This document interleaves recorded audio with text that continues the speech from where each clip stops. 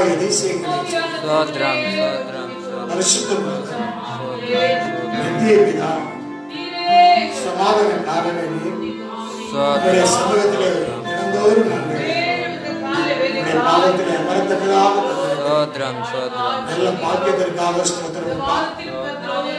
பெரியவரே உங்கள் ஸ்தோத்திரம், மகத்துவம் விளவரே உங்கள் ஸ்தோத்திரம், மாறாதவரே உங்கள் ஸ்தோத்திரம்.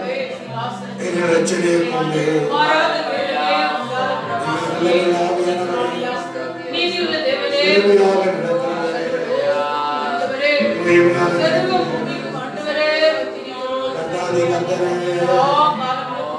தேவாதி தேவனே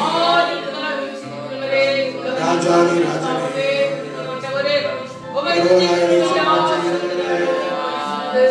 நம்பிக்கை நம்புகிறமே பெரியவரே ரட்சகரே கொண்டு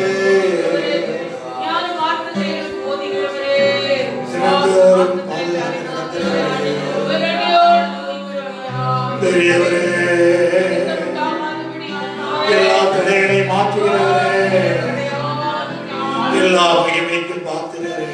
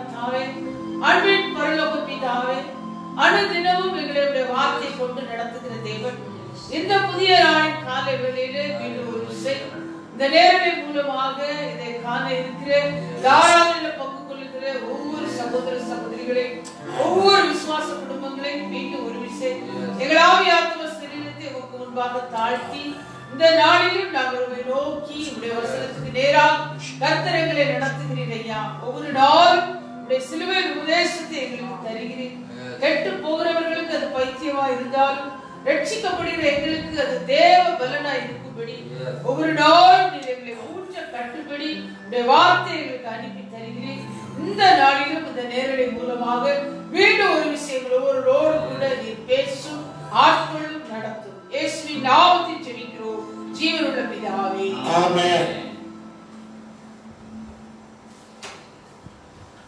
இயேசுவின் நாமத்திலே ஒருவரையும் மீண்டும் வாழ்த்தி ஆசீர்வதிக்கிறோம். இந்த நேரலையிலே வந்திருக்கிற ஒவ்வொரு பிள்ளைகளும் மீண்டும் கூட உற்சாகத்தோடு கூட ஒரு பாடலை பாடி இந்த புதிய நாளை கூட மீண்டும் கர்த்தர் நம்ம ஒவ்வொருவரையும் பலப்படுத்தும்படியாக நம் பாடும். அதிகாலையில் உன் திருமுகம் தேடி அர்ப்பணித்தேன் என இந்த பாடலை சேர்ந்து பாடலாம்.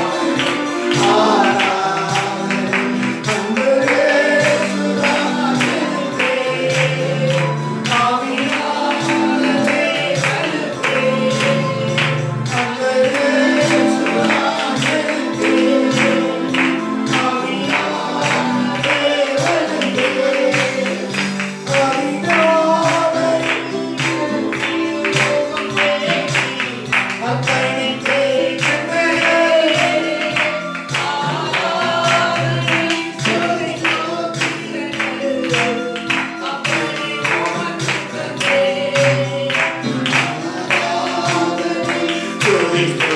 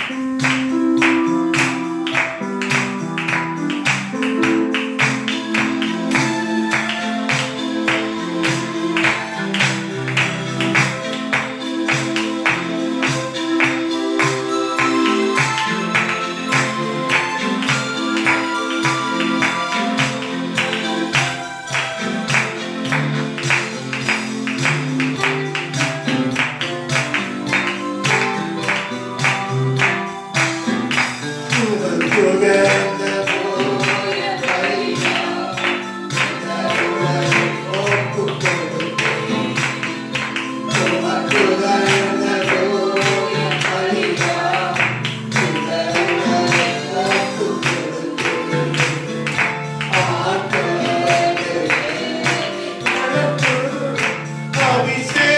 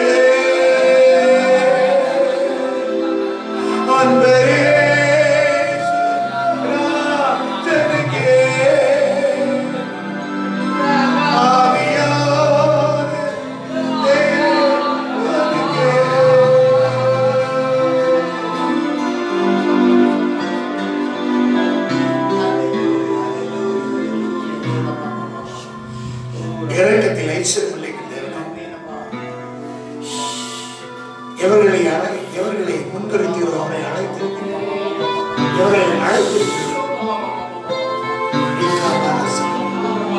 அவர்களை நீதிமான்களாக எங்களை நீதிமான்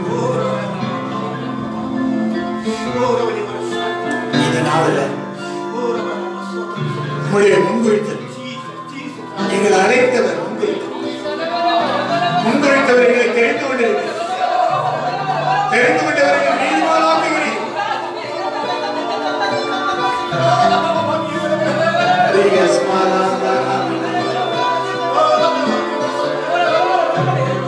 எவர்களை அழைக்கிறோம் நீ முன்குறித்திருக்கிறீர்.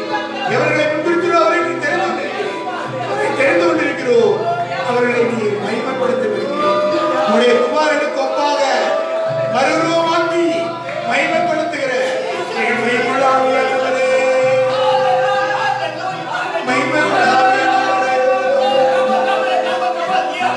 Yes.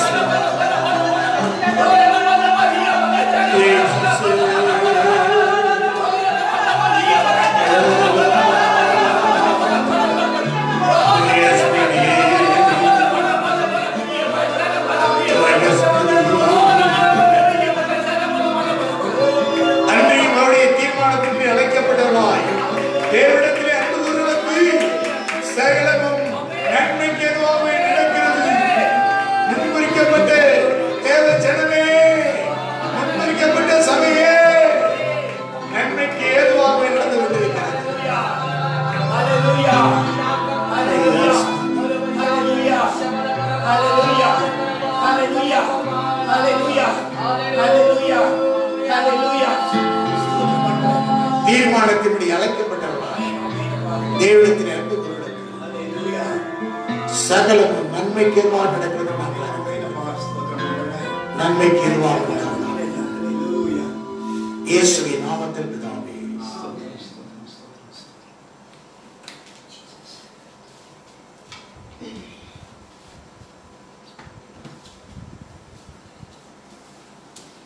தேவனுடைய வார்த்தைக்கு நேராக நாம் கிடப்போம்.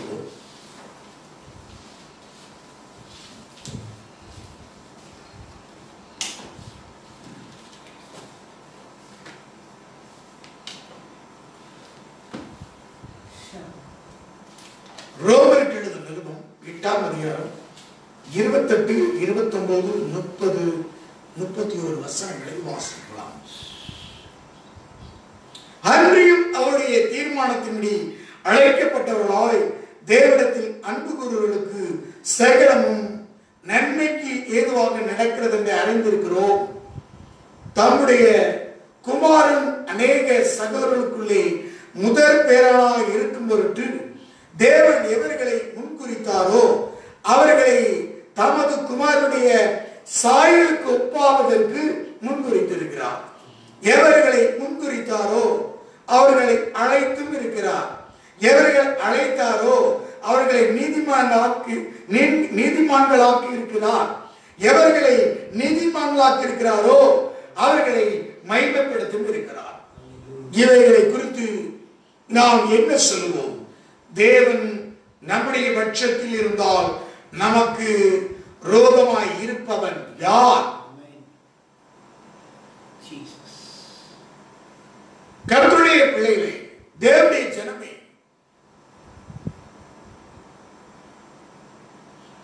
அவருடைய தீர்மானத்தின்படி அழைக்கப்பட்டவர்களாய் தேவனிடத்திலே அன்பு கூறுவர்களுக்கு சகலமும் நன்மைக்குவாக நடக்கிறது அறிந்திருக்கிறோம். இந்த வேத வசனத்தை கொடுத்து பல தடவை நாம் தேவ செய்தியை கேட்டிருக்கிறோம்.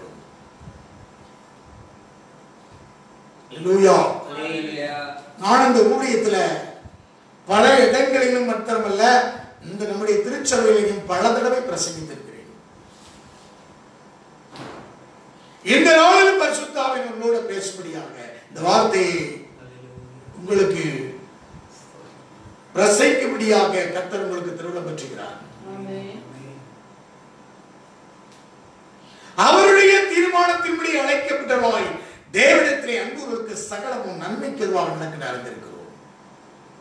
தீர்மானத்தின்படி அழைக்கப்பட்ட தேவஜனமே, தேவனுடைய திருச்சபை, கல்வாரியில் சிலுவையிலே அவருடைய சொந்த குமாரன் பாராமல் இரத்தத்தை சிந்தி சம்பாதிக்கப்பட்ட சபை,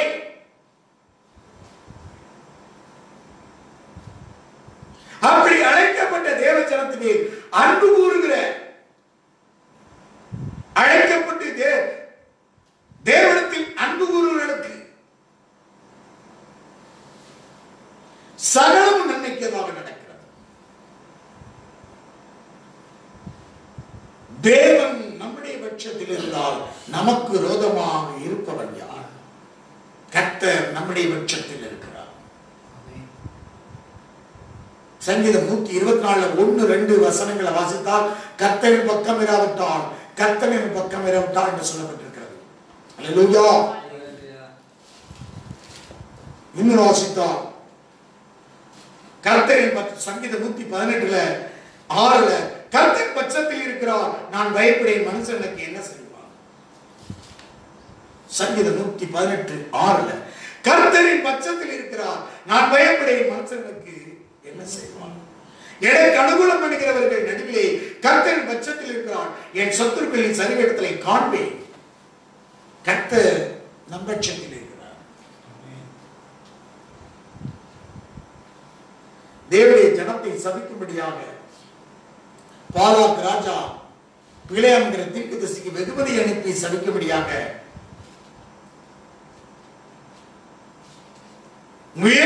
கடும் முயற்சி செய்தும் தோல்வியை கண்டார். ஏன்? கர்த்தர் தேவ ஜனத்தின் பட்சத்தில் இருக்கிறார். நமக்கு விரோதமாக இருப்பவன் யார்?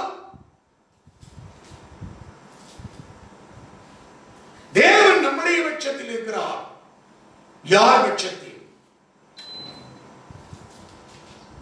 தம்முடைய குமாரன் அநேக சகோதரர்களுக்குள்ளே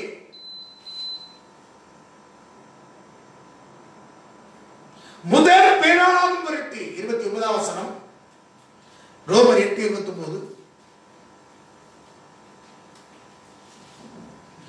நம்முடைய குமாரன் அநேக சகோதரர்களுக்குள்ளே முதல் பேரனாக இருக்கும் பொருட்டு தேவன் எவர்களை முன்னறிந்தாரோ அவர்களை தம்முடைய குமாரனுக்கு சாயலுக்கு ஒப்பாகிறதற்கு முன்குறித்திருக்கிறார்.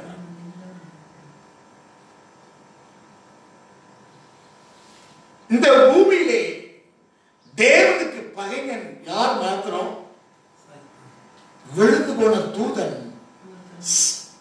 லூசிபர், விழுந்து போனவன். லத்தீன்ல சொன்ன லூசிபர், விழுந்து போன இந்த விடிவெள்ளி. அவன் தேவனுக்கு பகைஞன்.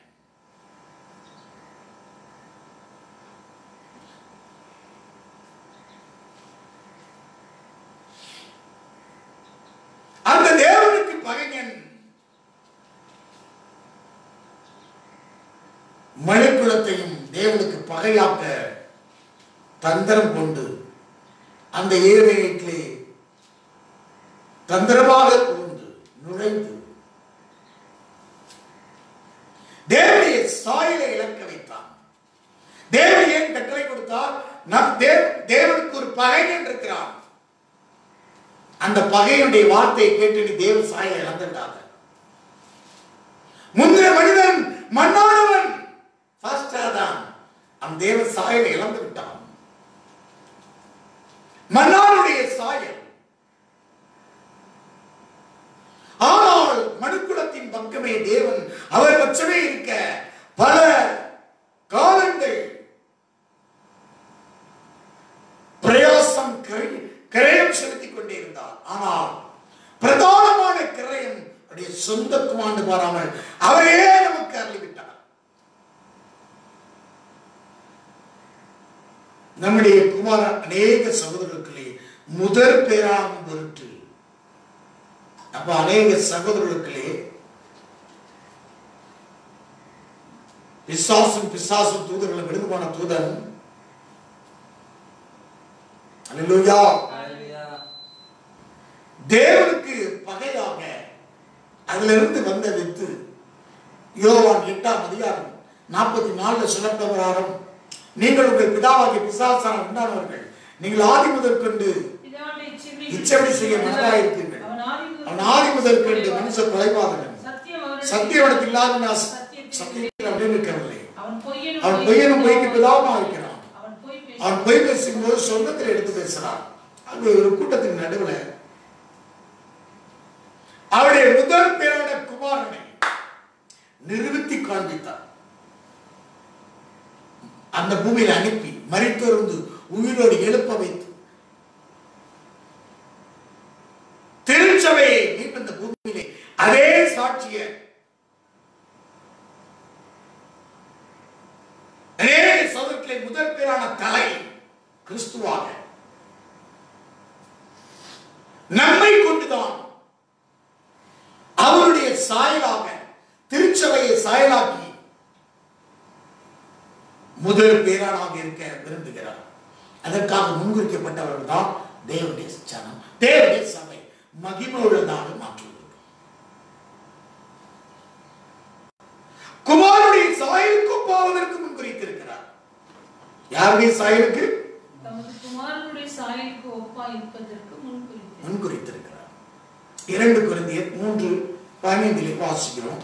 அதுக்கு பரிசுத்த ஆவியானவர் இந்த பூமியிற்கு அனுப்பி தந்திருக்கிறார். 2 கொரிந்தியர் 3ஆம் அதிகாரம் 18. நாம் எல்லோரும் திறந்த முகமாய் கர்த்தருடைய மகிமையை கண்ணாடியிலே காண்கிறது போல கண்டு ஆவியாய் இருக்கிற கர்த்தரால் அந்த சாயலாகத்தானே மகிமை மேல் மகிமை அடைந்து மறுவப்படுகிறோம். மகிமை மேல் மகிமை அடைந்து கொண்டே இருக்கிறதா தேவனுடைய சாயல். அவருடைய தம்முடைய குமாரனுடைய சாயலுக்கு ஒப்பாக மாற்றிக் கொண்டிருக்கிறார். மகிமை மேல் மகிமை. அதற்காகத்தான் எவர்களை தேவன் முன்குறித்தாரோ நமக்கு பரிசுத்த ஆவியை தந்திருக்கிறார். எவர்களை முன்குறித்தாரோ அவர்களை அழைத்திருக்கிறார். எவர்களை அழைத்தாரோ அவர்களை நீதிமான்களாக்கி இருக்கிறார். எவர்களை நீதிமானாக்கிறாரோ அவர்களை மகிமைப்படுத்தியும் இருக்கிறார். மறுரூபமான மகிமை, மகிமையுமே மகிமை அடைந்து மறுரூபமாகும் அவர்களை மகிமைப்படுத்தியும் இருக்கிறார்.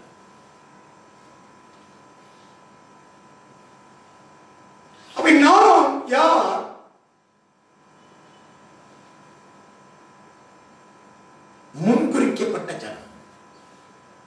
அல்லேலூயா.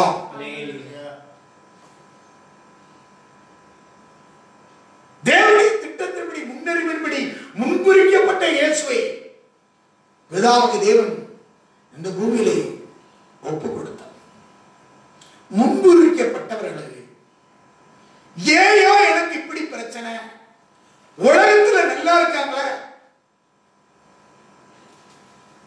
ஏன் எனக்கு மட்டும் பாடுகள்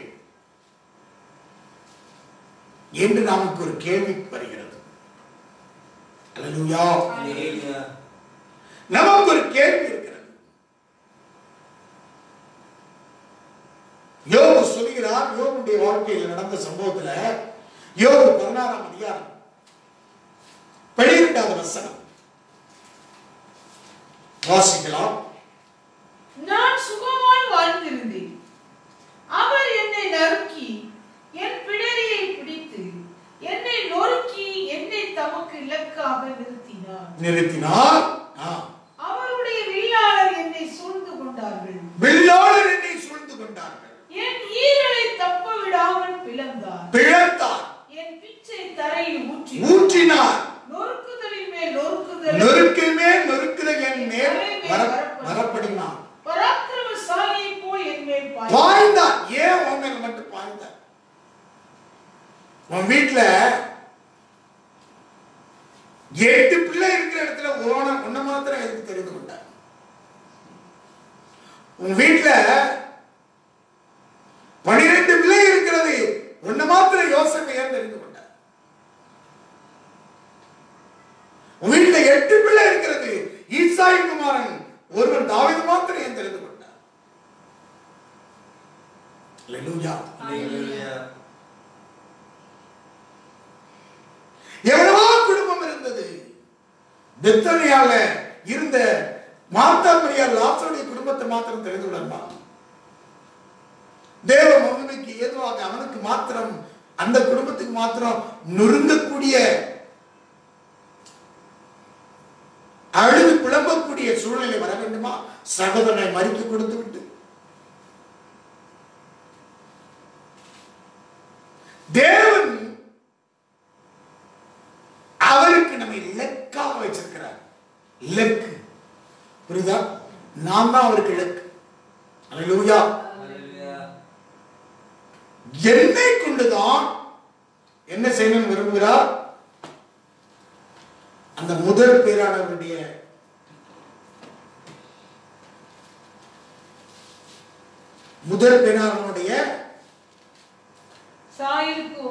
முதல், அதாவது அநேக சகோதரர்களே அவர் முதல் பேரானவரா இருக்கும் பொருட்டு அப்பங்க கவனிக்க வேண்டும்.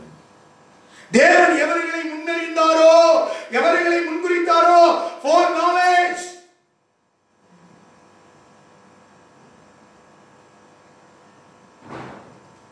முன்குறிக்கிறார். அவருக்கு லெக்கு உங்களை கொண்டுதான் ஒரு இடத்துல வரணும்னு சொன்னா, சர்ச்சுக்கு வரணும்னா என்ன ஒரு லெக்கு இருக்கு இல்லையா? சர்ச்சுக்கு அடையாளம் சொல்லுவாங்க. இங்க தூரமா வராங்க, அங்க முதல்ல எங்க இந்த ஈரானிய ஹோட்டல் ஒரு லேண்ட்மார்க், இந்த பக்கத்துல இருந்தா லெக்கு, ஒரு லெக்கை கொண்டுதான் அவர் அடைக்கிறார்.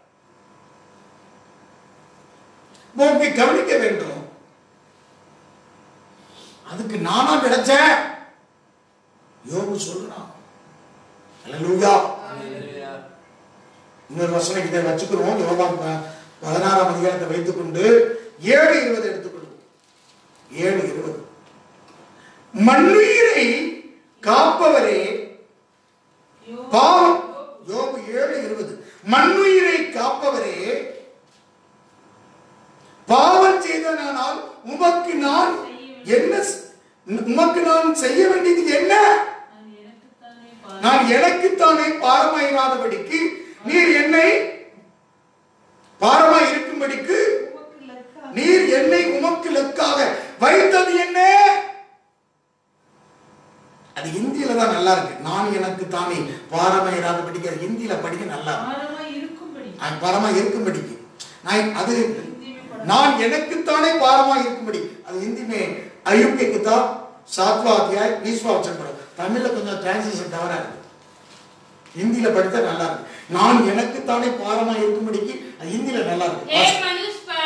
हे मनुष्यों पर नजर रखने वाले, मैंने पाप तो किया होगा, पर मैंने तेरा क्या बिगाड़ा? तूने क्यों मुझको अपना निशाना बना लिया है, यहाँ तक कि मैं अपने ऊपर आप ही बोझ बना हूँ. ये பாருங்க எப்படி நான் எது வரைக்கும் நான் அப்படி பாரத்தை சுமப்பேன். ஹalleluya. हालेलुया.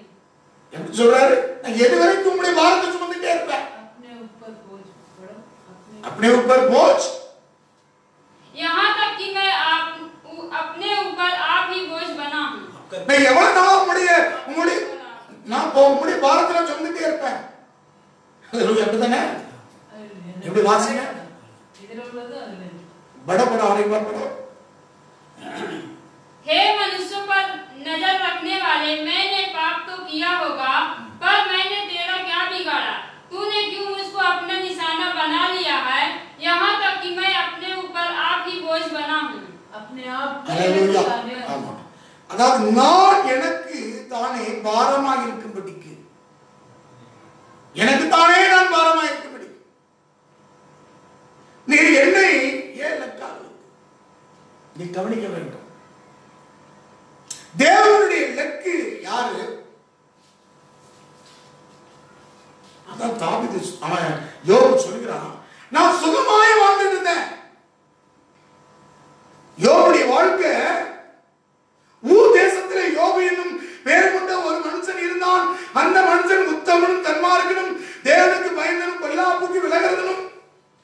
அவனுக்கு 7 குமாரர் 3 குமாரத்தி 7000 ஆடு 3000 ஒட்டகம். ஹalleluya.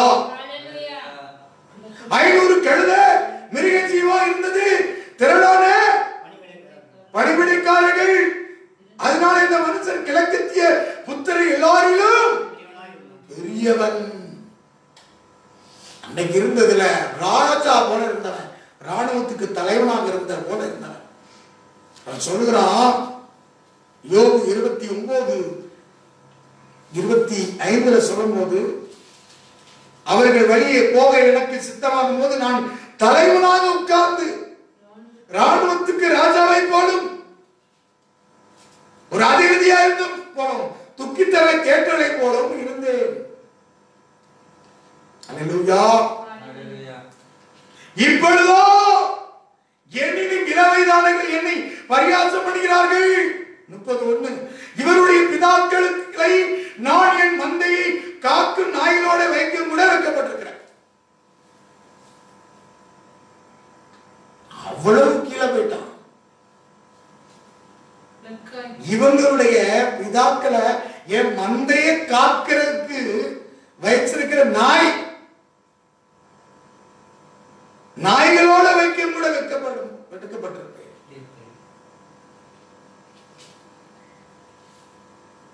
அவ்வளவு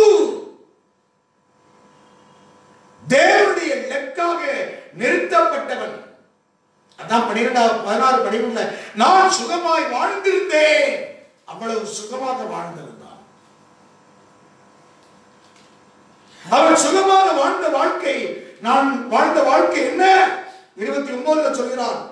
யோபு 29 சென்று போன மாதங்களில் தேவனை காப்பாற்றி வந்த நாட்களில் எனக்கு உண்டான சீர் இப்பொழுது இருந்தால் நலமாயிருக்கும். அப்பொழுது அவர் தீபம் என் தலையின் மேல் பிரகாசித்தது. அவர் அருகின வெளிச்சத்தினால் இருளை கடந்து போனேன். தேவனுடைய ரகசியம் கூடாது இருந்தது. அப்பொழுது சர்வ வல்லவர் என்னோடு இருந்தார். என் பிள்ளைகள் என்னோடு சூழ்ந்திருந்தார்கள். என் பாதங்களை நான் நெய்யினால கழுவினேன். அவ்வளவு செல்வச்சீர் கண்மலையில் எனக்கு எண்ணெய் நதி போல ஓடி வந்தது. அந்த செல்வ நாட்களின் சீர் இப்போது இருந்தால் நலமாயிருக்கோ.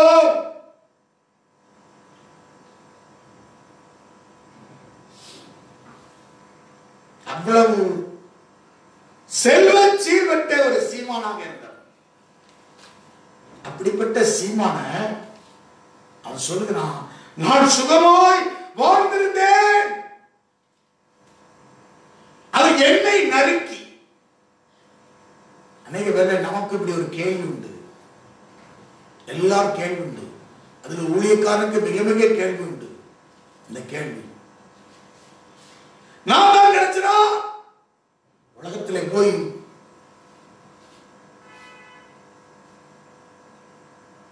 எவ்வளவு நேரம் போல நான் இருக்க முடியும்? அநேகர் சொல்லுவது உண்டு, அவர் என்னை நறுக்கி என் பிடரியை பிடித்து என்னை நொறுக்கி என்னை தமக்கு இலக்காக நிறுத்தியிருக்கிறார். அவருடைய வில்லாளர் என்னை சூழ்ந்து கொண்டார்கள், என் ஈரலை தப்ப விடாமல் பிளந்தார், என் பிச்சை தரையிலே ஊற்றிவிட்டார், நொறுக்குதலின் மேல் நொறுக்குதல் என் மேல் வரப்பண்ணினான், பராக்கிரமசாலியை போல என் மேல் பாய்ந்தார். ஏன் பிசாசு சொன்னான்?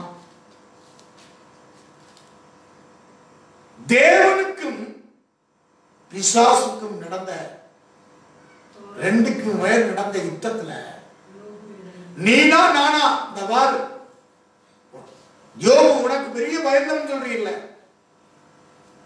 அவனை தொடும் தூசி பண்ணி அவனை வேறு எடுத்து நீ அவனை பாதுகாத்து வச்சிருக்கிறேன். அவன் விருதாவா தேவனுக்கு பயந்திருக்கிறான். 1ஆம் அதிகாரம் 9ஆம் வசனம். அதற்கு சாத்தான் கர்த்தருக்கு பயந்திரமாக தேவன் விட்டு எடுக்காம அவனை போல ஒரு பூமியில ஒருவனி இல்லைன்னு சொன்ன உடனே அதுக்கு பதில் சொல்றான், தேவனுக்கு பயந்து நடக்குதான். அவனையும் அவன் வீட்டையும் அவன் உண்டான எல்லாவற்றையும் சுற்றி வேலையடைக்கும் இல்லையா? அவன் கைகளில் கிரியை ஆசீர்வதித்து அவனுடைய சம்பத்து வேறிட்டு ஆனால் அவனுடைய கையை நீட்டி அவனுக்கு உண்டான எல்லாம் தொட்டு தொடுகிறானா. அப்பொழுது அவனுக்கு உன்னைத்தான தொட்டிருக்காரு, உனக்குத்தான் பாடுகள். தேவனை தூசிக்காதபடி தேவனை மகிமைப்படுத்தின யோபுவை போல. அல்லேலூயா.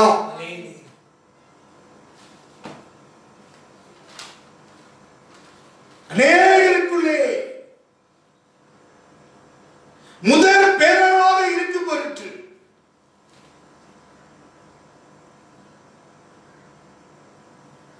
தேவன் உயர்ந்திருக்கிறவர். அப்படிப்பட்ட உங்களை முன்குறித்த உங்கள் மூலமாக பிசாசை வெட்கப்படுத்த வேண்டும். இயேசு பிசாசின் கிரியை அழிக்கவே தேவகுமாரன் இந்த பூமியில வந்தார். அதற்கு லெக்காக நிறுத்தினார். அதற்கு லெக்காக நிறுத்தி இருக்கிறார். அவருடைய வில்லாளர் என்னை சூழ்ந்து கொண்டார்கள், என் ஈரலை தப்ப விடாமல் பிளந்தார், என் பிச்சை தர ஒன் பை ஒன் நமக்கு வந்தது. சொல்ல முடியாத ஈரலை பிளந்தானது, எல்லாத்தையும் இழந்து சரீரத்தில் புண்களோடு உட்கார்ந்து இருக்கிறார். மனைவியும் தூசியும் தேவனை தூசிக்க சொல்றார். யாரும் உனக்கு சார்பாக இல்லாத இருக்காங்க. நொறுக்குதல் மேல் நொறுக்குதல் என் மேல் வர பண்ணினார், பராக்கிரமசாலியை போல என் மேல் பாய்ந்தார். நிந்தை லெச்சை ஒருவனை மூடுகிறது.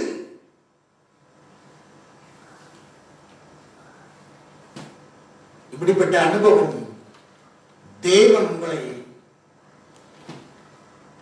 முன்குறித்திருக்கிறார், அழைத்திருக்கிறார், நீதிமான்களாக்கியிருக்கிறார், உங்களை மகிமைப்படுத்தியிருக்கிறார்.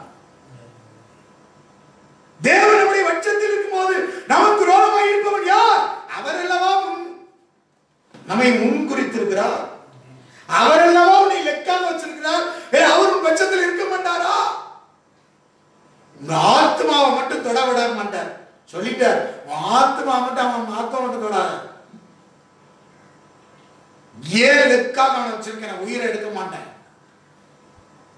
அல்லேலூயா. எத்தனை போராட்டங்கள் வச்சிருந்தாலும் இந்த பூமியில உனக்கு சாவு கிடையாது. உயிரை எடுக்க முடியாது. பிசாசுக்கு அதிகாரம் இல்லை உன் உயிரை எடுக்கிறதற்கு, ஒரு உயிரை கொண்டு போவதற்கு அதிகாரம் இல்லை. ஏன்? தேவன் அல்லவா உன்னை இலக்காக வைத்திருக்கிறார். கர்த்தர் உன் பட்சத்தில் இருக்கும்போது தேவன் நம்முடைய பட்சத்தில் இருந்தால் நமக்கு விரோதமாக யார்? யோபுக்கு விரோதமாக நின்னா, ஆனால் முன்னிலைமை காட்டின் பின்னிலைமை இரட்டத்தினை ஆசிரியப்பட்டது. மகிமைப்படுத்தியும் இருக்கிறார், மகிமைப்படுகிறார். அல்லேலூயா. அதோட முடிஞ்சது நினைச்சாங்க. ஏன் யோபுடைய சரித்திரம் மேலே வைக்கப்பட்டிருக்கிறது? ஏன் அவன் தேவனால் ஒரு தேவனுக்கு லெக்காக வைத்து தேவனால் மகிமைப்படுத்தப்பட்ட சாட்சி நமக்கும் சாட்சியாக வைக்கப்பட்டிருக்கு. அதுதான் யோபுடைய சரித்திரம் வைக்கப்பட்டிருக்கிறது. ஒரு லெக்கு நாம் ஒவ்வொரு யாருக்கு தேவன் நம்ம மூலமாகத்தான் லெக்கு. அதுதான் புலம்பலுக்கு புலம்பலை புத்தகத்தில் வாசிக்கிறோம். 3ஆம் அதிகாரம்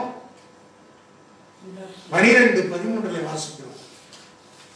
அதுல நீங்க 1ஆம் வசனத்துல இருந்து 22ஆம் வசனம் வரைக்கும் 32 விதமான சஃபரிங், 32 சஃபரிங், 32 விதமான பாடுகள். அதுல நாம் 12, 13, 14 வசனம் மட்டும் வாசிப்போம். தமது வில்லை நானேற்றி என்னை அம்புக்கு லெக்காக இங்க பாருங்க, அவர்தான் வில்ல நானேற்றுகிறார், அம்புக்கு லெக்காக. யார் மேல வைக்கிறார் லெக்கு? அம்பு யார் மேல பாய முடியாத? செய்தியெல்லாம் எனக்கு தான் பாயுது, சத்தியமெல்லாம் எனக்கு தான் பாயுது, உபதேசம் எல்லாம் எனக்கு தான் பாயுது. அல்லேலூயா. பயிருக்கு பாயாம புல்லுக்கா பாயும்? பயிருக்கு தான் பாயும். அல்லேலூயா. தண்ணி இருக்கு பாயும். பயிருக்கு விளைச்சல் காணணும், வளனை காணணும். ஆகவே அவர் வில்லை நானாட்டி என்னை அம்புக்கு லெக்காக வைத்தார். அவருடைய அம்புக்கு லெக்கே நம்மதான். புரியுதா?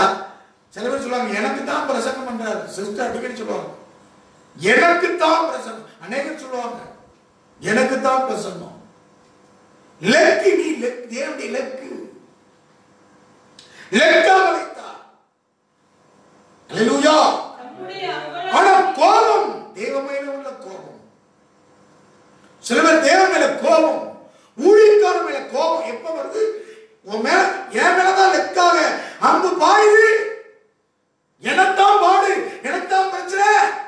தேவன் மேல கோபம், ஊழியக்கார மேல கோபம், என்னத்தான் லெக்காக அடிக்கிறது. தன்னுடைய அம்பார துணியின், அம்பார துணினா என்ன? அந்த அம்பு வைக்கக்கூடிய அந்த பேக். அல்லேலூயா. அந்த கூடு இருக்கு இல்லையா, அம்பு வைக்கிறதுக்கு இத்தனை வருஷம் ஒரு கூடு வச்சிருக்கான். அதான் அம்பார துணி. அம்பு வைக்கக்கூடிய கூடு பேர் தான் அம்பார துணி. அம்பார துணியின் அம்புகளை என் உள்ளந்திரியங்களில் பட பண்ணுகிறார். அங்கே கவனிக்கணும், தேவ வார்த்தை, சத்தியமுள்ள வார்த்தை, வார்த்தை அனுப்பிதான் குணமாக்க முடியும். வார்த்தை, அந்த வார்த்தை உள்ளந்திரியங்களை படணும். படாத வார்த்தை என்னத்துக்கு பிரயோஜனம்? ஆகாயத்துல ஜலமம் பண்ணி என்ன பிரயோஜனம்? பிரயோஜனமா? படணும் இருதயத்துல. அவர் சரியான, உங்களை சரியாக லெக்காக தெரிந்து கொண்டிருந்தார் சொன்னால், உங்களை கர்த்தர் அழைத்து நீதிமானாக்கி, உங்களை முன்குறித்து அழைத்து நீதிமானாக்கி மகிமைப்படுத்துவார் என்று சொன்னால், நிச்சயமாக அந்த அம்பு உங்களை தான் வந்து பாயும். அல்லேலூயா. ஏன் மகிமைப்படுத்தவும் செய்வார். அம்பார துணி அம்புகளை என் உள்ளங்களில் பட பண்ணினார். எல்லாருக்கும் படாது. எல்லாருக்கும் வேதவசனத்தில் பேசாது, வேதவசனம் குத்தாது. எல்லாருக்கும் இல்ல. அல்லேலூயா. சில பேருக்கு வேதவசனம் குத்தும், தேற்றும், கழுவும், அணைக்கும், ஆற்றும், தேற்றும், உடைக்கும், நொறுக்கும், உருக்கும், அதெல்லாம் செய்யும். அதான் நறுக்கும், திருக்கும். அதுல சிஸ்டர் அதிகம் நறுக்கிது, அதான் நறுக்குன்னு சொல்றாங்க. அல்லேலூயா. ஆமென். அங்கே கவனிக்க வேண்டும். அப்ப ஆவிக்குரிய ஜீவியத்துல அப்ப உபதேசம் உன்னை நறுக்குது, நான் நறுக்கல. இங்கே பிடிச்சாத பிடிச்சாத நறுக்குது. அப்ப என்னன்னு சொன்னா, உள்ளந்திரியங்களை படம் பண்ணுகிறார். எல்லாருக்கும் இல்லைங்க, இலக்காக வைக்கிற மேலதான் படுது. நான் என் ஜனத்தார் யாவருக்கும் பரியாசமும் நித்தம் அவருக்கு கிண்ணற பாடலுமான. இப்படி அனுபவம், நிந்தை, பரியாசம் இப்படிப்பட்ட சூழ்நிலை எல்லாத்தையும் அடிச்சு வீழ்த்துகிறார் ஆண்டவர் சொன்னா, அப்படிப்பட்ட முன்குறிக்கப்பட்ட தேவஜனத்தை கர்த்தர் மகிமைப்படுத்தவும் செய்வார். ஆனால் சத்துருவனை வீழ்த்த முடியாது. கர்த்தரின் பட்சத்தில் இருக்கும் போது உனக்கு எதிராக நிற்பவன் யார்? தேவன் உன் பட்சத்துல இருந்து செய்துட்டு இருக்காரு. அந்த நேரத்துல தேவன் பிசாசு பக்கத்துல சேர்ந்துட்டார் நினைக்க வேண்டாம், உங்கள் பட்சம் தான் இருந்து கொண்டிருக்கிறார். அப்படி நிந்த ஏமான நேரத்துல கர்த்தர் யார் பட்சத்துல இருக்கிறார்? பரியாசம், நிந்தை, இப்படிப்பட்ட எல்லாம் நம்மளை நறுக்கி நொறுக்கி பிடரிய பிடிச்சு நொறுக்கி நறுக்கி எல்லாம் செய்யும் போது, அல்லேலூயா, நாளைக்கு லெக்காக நம்ம வீழ்த்து போடுற போடும்போதும் தேவனை மகிமைப்படுத்தக்கூடிய அந்த திவ்ய சுபாவம் வரும்போது, அல்லேலூயா, தேவனையே மகிமைப்படுத்திக் கொண்டிருக்கிற பிள்ளைகள், தேவனை உயர்த்தி கொண்டிருக்கிற பிள்ளைகள். அப்ப அந்த வேலையில அவர் யாரும் பட்சம் இருக்கிறார்? நம் பட்சம் தான் இருக்கிறார். நம்ம என்ன செய்யறோம்? அப்படிப்பட்ட சூழ்நிலைகளை பரியாசம் என்னை கைவிட்டுட்டார் போல இருக்கு. கைவிடல, சரி நான் போறேன், முடிந்தது அப்படி நினைக்க கூடாது. அல்லேலூயா. கர்த்தர் என் பட்சத்துல தான் இருக்கிறார். அதற்கு எதிர்மறையான சம்பவங்கள்லாம் வாழ்க்கையில நடக்கும். ஆனாலும் அந்த வேலையில நமக்கு நாம் சொல்ல வேண்டும், கர்த்தர் என் பட்சத்தில் இருக்கிறார். இப்படி அறிக்கை செய்யும். கர்த்தர் நம் பட்சத்தில் தான் இருக்கிறார். எனக்கு விரோதமாக பட்சத்தில் இருக்கிறார். அப்படிப்பட்ட வேலையில நாம் அவருடைய சாயலுக்கு ஒப்பாக மாற்றப்பட்டு கொண்டிருக்கிறோம். யாருடைய சாயலுக்கு ஒப்பாக மாறுகிறோம்? குமாரனுடைய முன்னறிவு. தேவன் எவர்களை முன்னறிந்தாரோ அவர்களை 29 அவர்களை அவருடைய சாயலுக்கு ஒப்பாவதற்கு முன்குறித்திருக்கிறார். தேவன் எவர்களை முன்னறிந்திருக்கிறார் அவர்களை தமது குமாரனுடைய சாயலுக்கு ஒப்பாக முன்குறித்து வைத்திருக்கிறார். அப்ப நீ கவனிக்க வேண்டும், அவருடைய சாயலாக மாற்றப்படுவதான் தேவனுடைய திட்டம். அவருடைய சிங்காசனத்திலே உட்கார்வனாம், அவரோடு கூட ஆளுகை செய்வோம். அல்லேலூயா. அவரோடு கூட உட்கார்ந்து ஆளுகை செய்யக்கூடிய பாக்கியம் நமக்கு தேவன்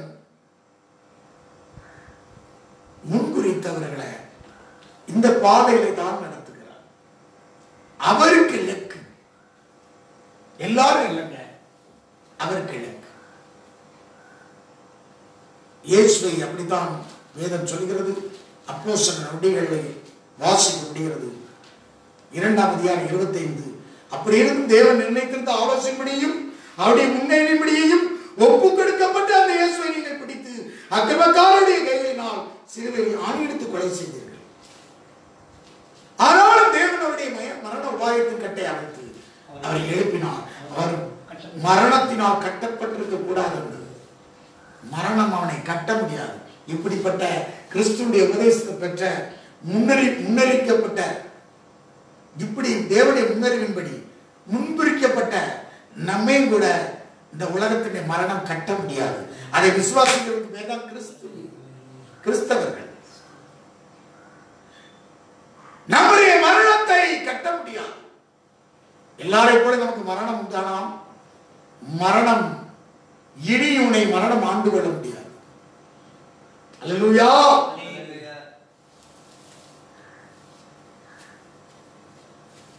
முதலாவது மரணம் ஆண்டு கொண்டது, இப்போது உன்னை மரணம் ஆண்டு கொள்ள முடியாது. அவை அதற்காக அவருடைய குமாரனுக்கு சாயலுக்கு ஒப்பாக மாற்றப்படுகிறது. அதைத்தான் ரோமர் எழுத நிருபத்தில் 5ஆம் அதிகாரத்தில் வாசிக்கிறோம். ரோமர் எழுத நிருபம் 5ஆம் அதிகாரம், முன்னால் மரணம் ஆண்டு கொண்டது, இப்ப அந்த மரணம் உன்னை ஆள முடியாது. அல்லேலூயா. வாசிக்கலாமா? வாசிப்போம். 16ஆம் வசனம். வேறொருவரும் பாவம் செய்யாமல் தீர்ப்பு தேவன் பாவம் செய்ததினால் உண்டான தீர்ப்பு தேவனரும் ஈவுக்கு ஒப்பானதில்லை. அந்த தீர்ப்பு ஒரே குற்றத்தின் நிமித்தம் ஆக்கினைக்கு ஏதுவாக இருந்தது. கிருபை வரும்போ அநேக குற்றங்களை நீக்கி நீதி விளங்கும் தீர்ப்புக்கு ஏதுவாக இருக்கிறது. 17 அல்லாமலும் ஒருவருடைய மீறுதலினாலே அந்த ஒருவர் மூலமா மரணம் ஆண்டு கொண்டிருக்க கிருபையின் பரிபூரணத்தையும் நீதியாகிய ஈவின் பரிபூரணத்தை பெறுகிறவர்கள் இயேசு கிறிஸ்துவின் ஒருவராலே ஜீவனை அடைந்து ஆழ்வார்கள் என்பது அதிக நிச்சயமாமே. அல்லேலூயா. அப்புறம் கிருபையின் பரிபூரணம் நீதியின் பரிபூரணம் பெறுகிறவர்கள். நமக்கு இங்கே கவனிக்க வேண்டும். கிருபையின் பரிபூர்ணமும் நீதியின் பரிபூர்ணமும் நம்முடைய அவருடைய சாயலுக்கு ஒப்பாக மாற்றும். அல்லேலூயா. இப்படிப்பட்ட நெக்காக நமக்கு உடைக்கப்பட்டு நொறுக்கப்பட்டிருக்கிற காலங்கள்ல கிருபையின் பரிபூர்ணமும் நீதியின் ஈவின் பரிபூர்ணமும் நமக்கு அந்த மறுரும் அந்த மகிமை மேல் மகிமை அடைய அடைய அடைய நமக்கு கிடைத்து கொண்டே இருக்கிறது. ஆகவே நாம் மறுரூபப்படுகிறோம், ஜீவனை அடைந்து ஆளுவோம். அதுக்கப்புறம் நமக்கு என்ன? மகிமை மேல் மகிமை அடைந்து மறுரூபமாகும். இப்ப இப்படிப்பட்ட வேலையில நமக்குல கிருபையின் பரிபூரணமும் நீதியின் ஈவின் பரிபூரணமும் நாம் பெறுகிறோம். கிருபையின் பரிபூரணம். அல்லேலூயா. கிருபை பெற்றுக் கொண்டே இருக்கிறோம். அடிக்கு மேல அடி, நொறுக்குக்கு மேல நொறுக்குனா கிருபை பெற. கிருபையின் பூரணத்தும் அடுத்தது என்ன? நீதியாக ஈவின் பூரணத்தை, தேவனுடைய நீதியாக ஈவு நமக்கு கிடைக்கிறது. அப்படிப்பட்ட ஒரு பரிபூரணத்தை நாம் அடைகிறோம். அப்ப நம்ம இப்படிப்பட்ட ஜீவியத்தில் நமக்கு என்ன கிடைக்கிறது? மகிமை மேல் மகிமை அடைந்து பரிபூர்ணம் அடைந்து கொண்டு அவர் சாயலுக்கு ஒப்பாக மாற்றப்பட்டு அடுத்தது மறுரூபமாகிறோம்.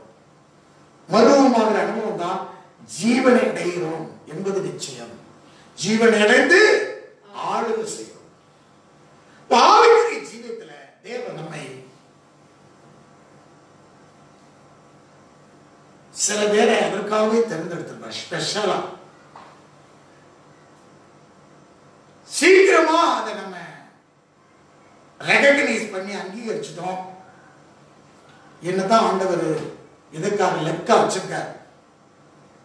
அல்லேலூயா. பெரிய ஒரு ஊழிய தரிசனத்துக்காக என்ன லெக்கா வச்சிருக்கிறார். இதை நான் தெரிந்து கொள்ளணும். என்ன ஒரு லெக்கு என்னை கொண்டு ஒரு வேலையை செய்யணும் வைத்திருக்கிறார். உங்களை கொண்டு ஒரு வேலையை செய்யணும் வைத்திருக்கிறார். லெக்கு ஆனா என் பட்சத்தில் அவர் இருப்பார், அது நிச்சயம். சாத்தானுடைய பட்சத்தில் நிற்க மாட்டார். அவனை வெட்கப்படுத்தி நம்மை உயர்த்தி நிறுத்துகிற தேவன் நம் மூலமாக தேவன் மகிமைப்படும்படியாக வைப்பார். தேவனுடைய பலவான்களாகவே நம்மை வைத்திருக்கிறார் சொல்லப்படும். அல்லேலூயா. நமக்கு அந்த நேரத்துல நிறைய சப்போர்ட்லாம் வைத்திருக்க. தூதர்களை அனுப்புறார் உதவிக்கு. தூதர்களை யாருக்கு? நமக்கு பணிவிடை செய்யும்படியாக வைத்திருக்கிறார். எபிரேயர் நிருபத்தில் 1ஆம் அதிகாரத்தில் வாசிக்கிறோம். வாசிக்கலாமா? எபிரேயர் நிருபம் 1ஆம் அதிகாரம் 7ஆம் வசனம். தேவதூதரை குறித்தோ தம்முடைய தூதர்களை காற்றுகளாகவும் தம்முடைய ஊழியக்காரரை அக்கினி ஜுவாலை தேவாலயங்களாகவும் செய்கிறார் என்று சொல்லி 104 நாளை இதே சொல்கிறார். தேவதூதர்களை தம்முடைய தூதர்களை காற்றாகும் நம்முடைய ஊழியக்காரை அக்கினி சுவாலையாகும் செய்கிறார். 14ஆம் வசனம், ஊழியம் செய்யும்படிக்கு ரட்சிப்பை சுதந்தரிக்க போகிறவர்கள் நிமித்தமாக ஊழியம் செய்யும்படிக்கு அவர்கள் எல்லோரும் அனுப்பப்படுகிற பணிவிடை ஆவிகளாய் நமக்கு ஊழியம் செய்யும்படிக்கு அவர்கள் பணிவிடை ஆவி. ரட்சிப்பை சுதந்தரிக்க போகிற நிமித்தம் யாருக்கு? ரட்சிப்பை சுதந்தரிக்க போகிறது நிமித்தம் நமக்கு ஊழியம் செய்யும்படிக்கு தூதர்கள் எல்லாம் யாரு? பணிவிடையின் ஆவிகள் நமக்கு பணிவிடை செய்யும்படி வைக்கிறார். அவை நொறுக்கிறார், என்னை நறுக்கிறார், எனக்கு லட்சியம் மூடிக்கொண்டே இருக்கிறது. ஆனால் கிருபையின் பரிபூர்ணம், நீதியின் பரிபூர்ணமும் நீங்கள் அடைந்து கொண்டே இருக்கிறீர்கள். அல்லேலூயா. தேவ தூதர்களை நமக்கு கட்டளையிடுகிறார். இந்த வேலையெல்லாம் நடக்குது. நிந்தை, பரிகாசம், அவமானம் தாங்க முடியாது. அந்த நேரத்தில் நாம் முறுமுறுத்தக்கூடாது. அந்த நேரத்தில் தர்க்கித்து விடக்கூடாது. முறுமுறுக்கும் தர்க்கிப்பும் இல்லாம நம்முடைய ஜீவியத்தில் வளரும். சில தர்க்கிக்கிற இடையில யோபுடைய வாழ்க்கையில சில தர்க்கங்கள் நடக்கிறது. இப்படிப்பட்ட சம்பவங்கள் நடக்கிறது. இயேசு கூட சீசர்கள் தர்க்கிக்கிறாங்க. இயேசு சொன்னாரு, பின்னாலும் சாத்தான தேவனுக்கு கேட்டபடி சிந்தியாம நீ மனுஷனுக்கு கேட்டபடி சிந்திக்கிற. ஆண்டவருக்கு நடக்கவே கூடாது. அவர் தேவனால் முன்னேறிந்தவர், முன்குறிக்கப்பட்டவர், தீர்மானத்தின்படியே அவர் ஒப்பு கொடுக்கப்பட்டார். இது உங்களுக்கு நடக்கவே கூடாது. இப்படிப்பட்ட சம்பவங்கள் நம்மை குறித்து அவர் ஒரு முன்குறித்து வைத்திருக்கிறார். நம்மை லெக்காக வைத்திருக்கிறார். முழு உலகத்திற்கு ரட்சிப்பை அல்ல, என் ஆண்டவராக இயேசுவை லெக்காக நிறுத்தப்பட்டார். நம்மை ஒரு திட்டத்தோடு தான் நிறுத்தி வைத்திருக்கிறார். ஒரு ஜாதிக்கு அப்போஸ்தலனாக லெக்காக நிறுத்துவது பவுல். விருத்தசேதனம் பண்ணப்பட்ட ஜனங்களுக்கு லெக்காக நிறுத்தப்பட்டவர் பேதுரு. ஒரு லெக்காக தேவன் அவளை உடைத்து நொறுக்கி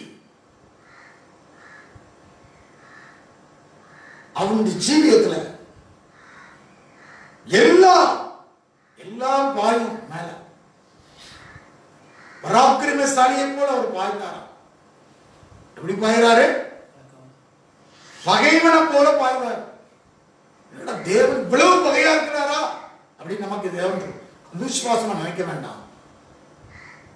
அப்படி நொறுக்கல் வரும்போது நம்முடைய ஜீவியத்தில் கர்த்தர் நம்ம பட்சத்தில் இல்லைன்னு நினைக்க வேண்டாம். அப்படியே கிருபையின் பரிபூர்ணமும் நீதியின் பரிபூர்ணமும் நமக்குள்ள பெறுகிறது. அந்த திவ்ய சுவாபம் நமக்குள்ள வருகிறது. டிவைன் நேச்சர், ஹியூமன் நேச்சர் போய் டிவைன் நேச்சர் வரணும். அப்படிப்பட்ட வேலைகள் என்ன வரணும்? திவ்ய சுவாபம், திவ்ய வல்லமை பிறப்புக்குரிய இடமாக நமக்குள்ள திவ்ய வல்லமை பிறந்துட்டு டிவைன் பவர் ஆயிட்டு அவன் செய்யறதெல்லாம் வாய்ப்பு இப்படி உருவாக்குறார். இதுதான் தேவனுடைய நடத்தி. யோபுக்கு வந்து அவளை தூசிச்சோம்னா தங்க காசை கொண்டு வருவான். என்ன காசை கொண்டு வரான்?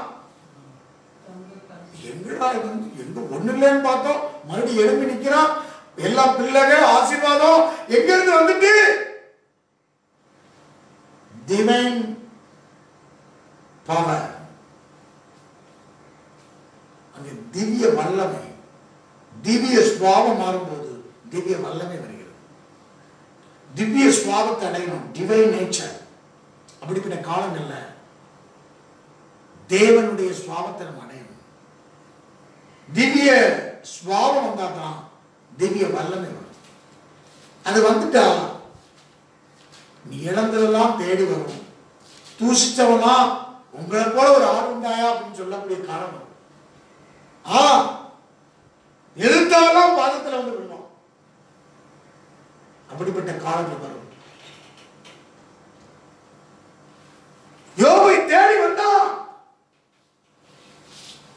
யோபு புத்தகம் 42:11.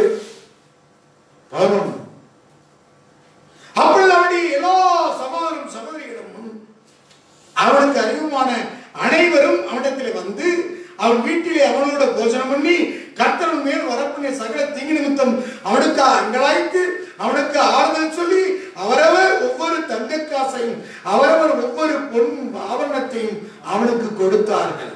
கர்த்தர் யோபின் முன்னிலைமை பார்க்கலும் அவன் பின்னிலைமையை ஆசீர்வதித்தார் என்று அவன் ஆசீர்வதிக்கிறார். மீண்டும் 7 குமாரரும் 3 குமாரத்தில் அவனுக்கு பிறந்தார்கள் சொல்லப்பட்டது. கவனிங்க, இது நடக்குமா? சாத்தியமா?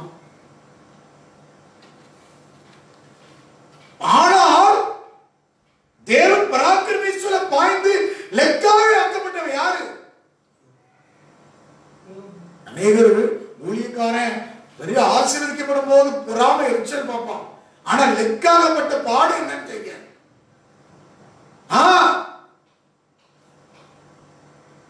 அவனுடைய லெக்கு என்ன? தேவன்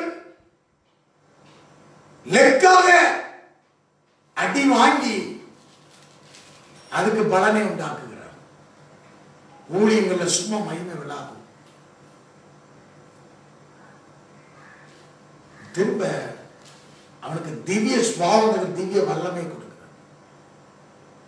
எல்லாம் திரும்ப பெறலாம். அவ்வளவு வயசான காலத்திலையும் 10 பிள்ளைகளை பெற்றெடுக்கலாம். வயசு என்ன அவனுக்கு? வயசு என்ன? 16 வருஷம். இதற்கு பின்பு யோபு 140 வருஷம் உயிரோடு இருந்து 4 தலைமுறைக்காக தன் பிள்ளைகளையும் தன் பிள்ளையுடைய பிள்ளைகளையும் கண்டான். யோபு நெடுநாளாய்ந்து பூர்ண வயதாக மரித்தான். ஆவிக்குரிய ஜீவியத்துல தேவன் மேல் பாய்கிறார். யோசேப்புடைய சரித்திரத்தை எடுத்தா பேசிட்டே போலாம். அவன் தான்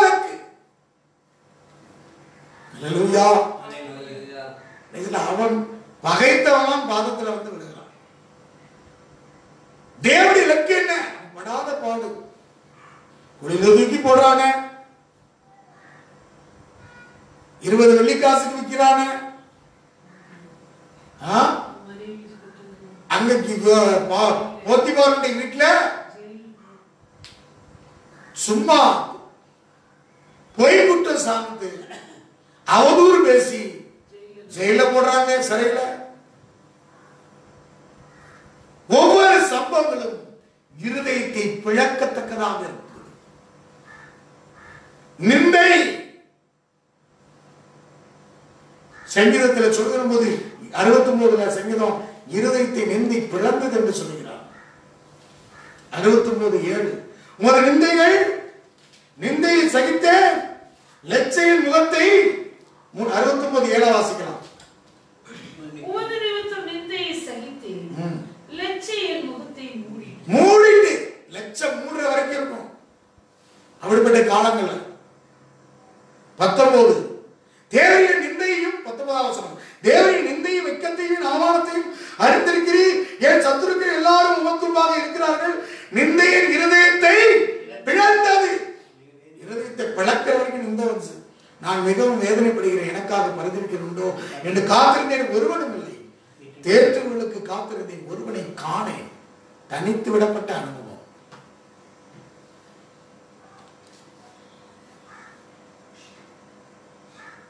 நொறுக்குது மேல் நொறுக்குதல், பராக்கிரமசாலி போல பாய்கிறார் ஆண்டவர். எப்படி பாய்கிறார்? தேவனுடைய தாசர்கள் அப்படிப்பட்ட அனுபவத்தில் வந்தவங்க.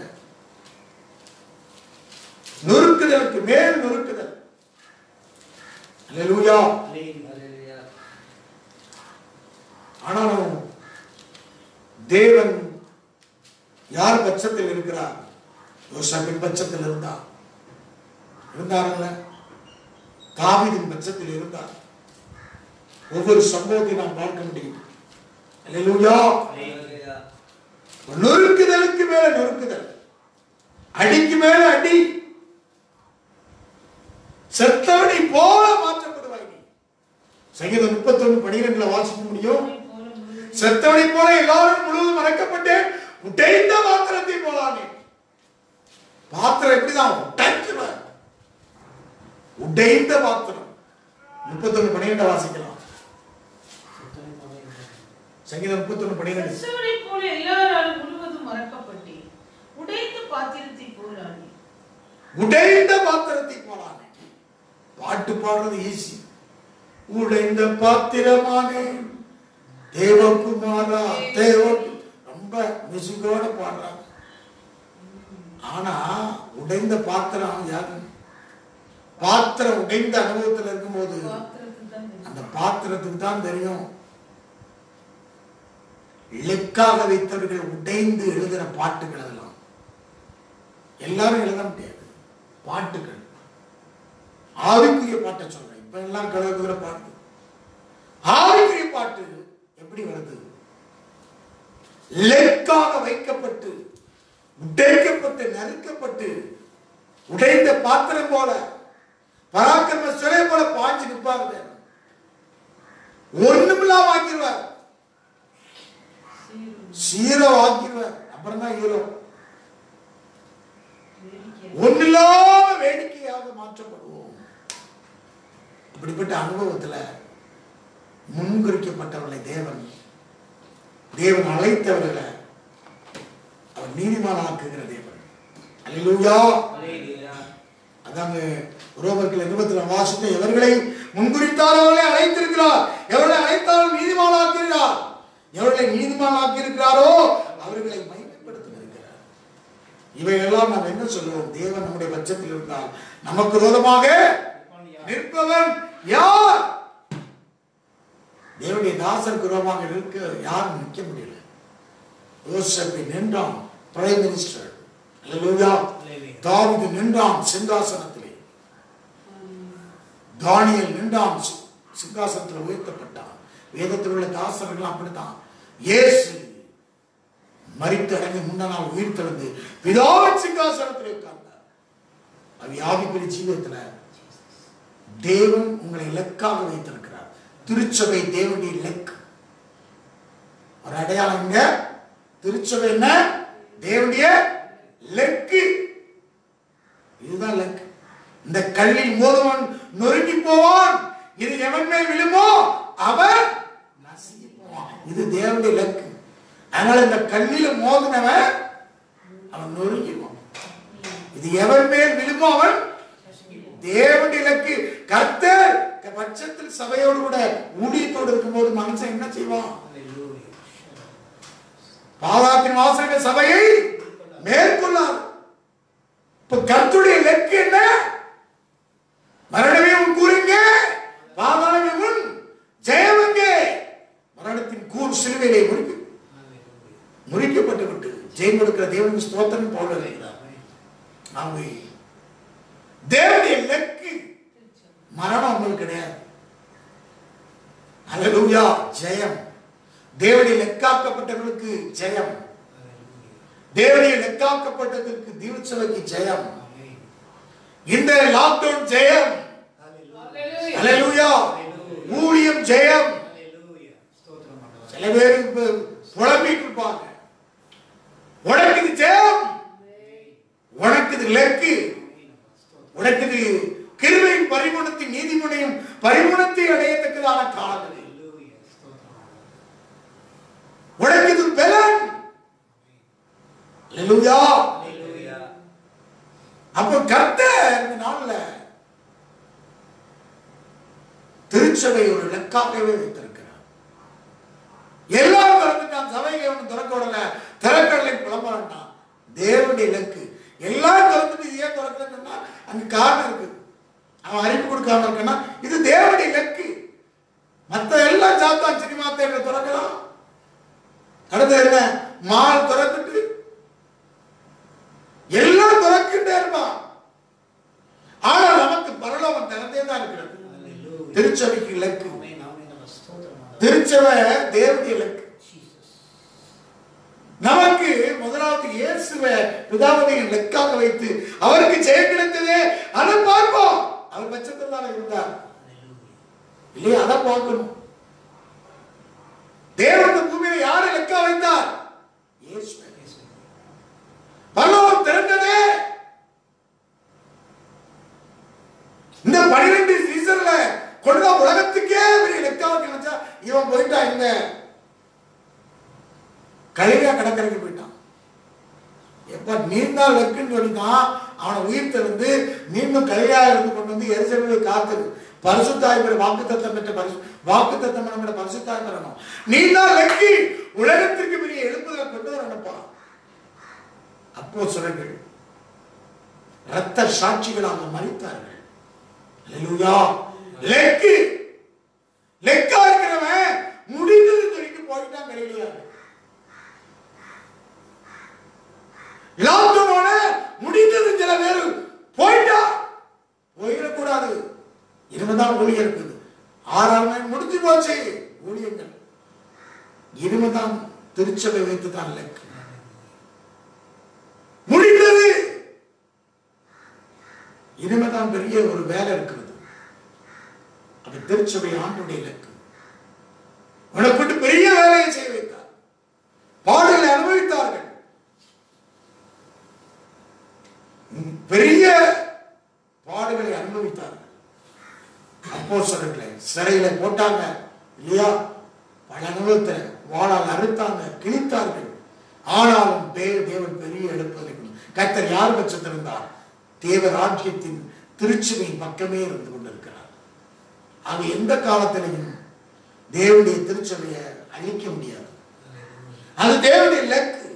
பல பாடுபடும். ஊழியம் பாடுபடும். ஊழியக்காரன் பாடுபடுவான். ஆனால் மகிமைப்படுத்துகிற தேவன் கர்த்தர் திருச்சபையின் பட்சத்தில் இருக்கிறார். ஊழியத்தின் பட்சத்தில் அவருடையது. இந்த கல்லில மோத முடியாது. நெருங்கி போவான். எவனும் விரும்பாம நசுங்கி போவான். தேவனுடைய சமூகத்தை நோக்கி நான் பார்ப்போம். Price Jesus. ஆண்டவர் நாள் உங்களோட பேசியிருக்கிறேன். உங்களுடைய வார்த்தைக்காக சொல்லுங்கள். Praise the Lord. Thank you, Jesus. Amen. Rigas Makarabina. Rigarasabina.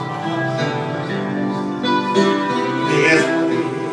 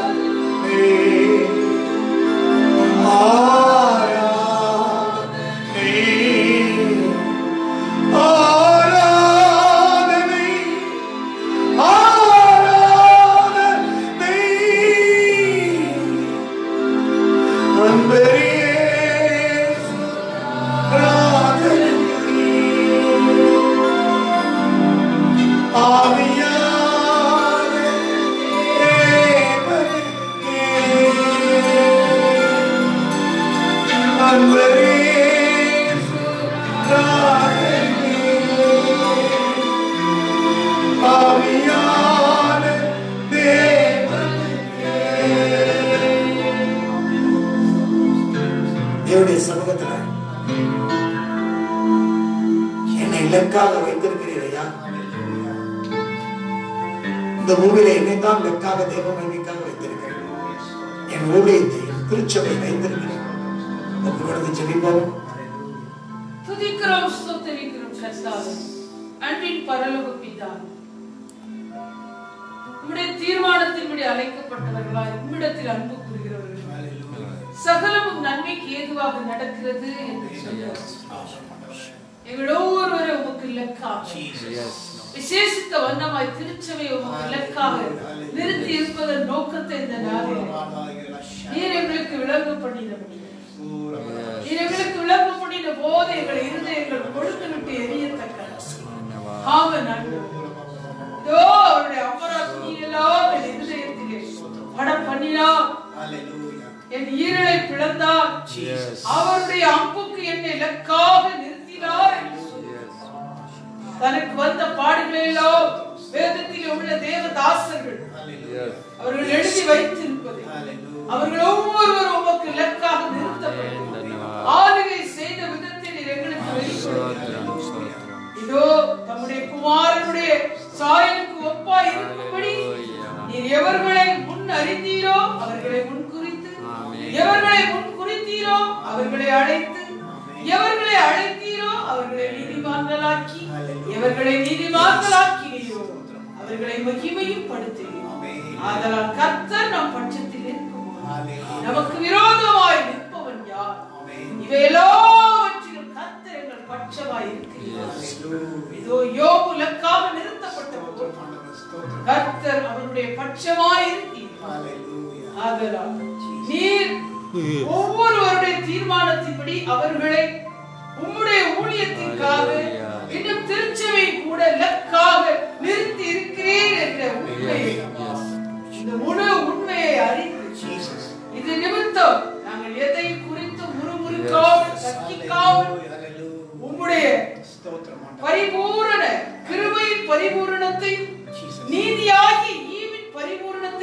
அடைந்து அதனால் நாங்கள் ஜீவனை அடைந்து மறுரூபமாகி ஆளுகை செய்வோம் என்பது நிச்சயம்.